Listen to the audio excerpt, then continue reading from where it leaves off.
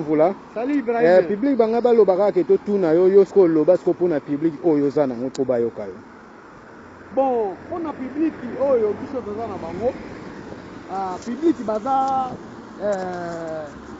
bien satisfait parce que bazo yoka musala yali.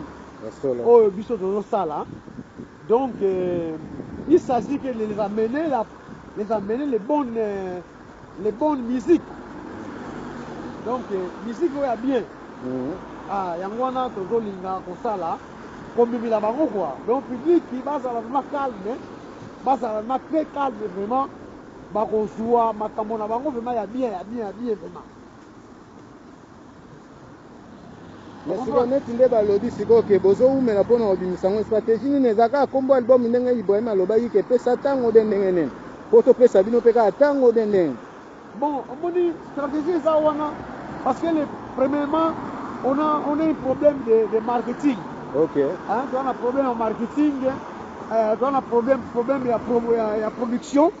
Par contre, nous avons préparé notre musique par les moyens que nous voulons faire réaliser. Okay. Mais le problème est là parce que avant toi tu as tiré disque, tu as l'ingapé de ça là, ma production. Okay. Mais maintenant, nous avons compris que nous ne pouvons pas attendre jusqu'à on va commencer à faire la production de l'album. Okay. Mais l'album est bientôt ce qu'on a fait février. L'album est vraiment. Mais si vous avez remarqué, Yona Ibrahim na misem subozo tambula librement na mboka na bino en Angleterre, Londres. Mais si vous misem suba tambula na robanga, em suba zana barankina, baninga. Est-ce que bino bozana ngoto bien stratégie ni bozana bozaka bien na ba tout comment? Bon, c'est la question il y a faut se comprendre. Na éviter moni mutu na mutu azana idée na e. Et ça la question à se comprendre donc et puis biso doit faire na musala o do sala parce que nous travaillons d'abord ensemble donc c'est pour cela c'est la raison pour laquelle mais ce qu'on est to dit net ba misem so qui tozo sala toujours na Ibrahim parce que Ibrahim a considéré il me connaît moi je connais Ibrahim je sais qu'est-ce que Ibrahim fait na kati ya mouvement tozana na kati ya timbre orchestre musical quoi. Mais ce qu'on est tout le basco par rapport à ba misem sous to monaka net bino mingi to remaka to ya okuta bino bo répéter mais ba misem se za ka répéter ya kombo ka ko to répéter lobi mais to monaka bango te est-ce que bino boza lokumu ke bozo mo sa pa ba to bozo sala pena droit ya musique te biso to sala droit ya musique parce que tozo linga ko mema musala na aventure. Alors musique pona osala ngo bien pe batu pe basepela na musique yango yo moko folinga musala ngo d'abord tango yo moko lingi musala ngo donc on va kosala ngo de temps en temps et le secret de la musique c'est la répétition. Partout dans le monde où on peut aller le secret à la musique ezaka kande koyo il faut ba répétition ezalaka la solo makambo tout on doit arranger musique parce que tant on bima devant public devant la scène.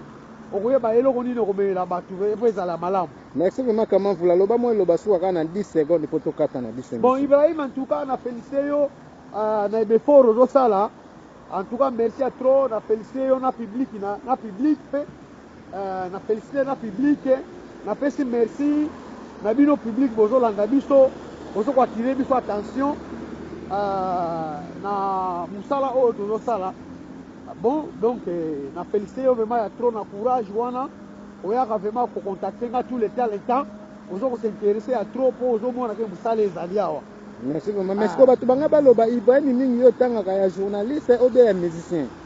Pour au minute, tout le monde est journaliste, journaliste, mais autant Ibrahim est musicien pour y avoir. Bon, Ibrahim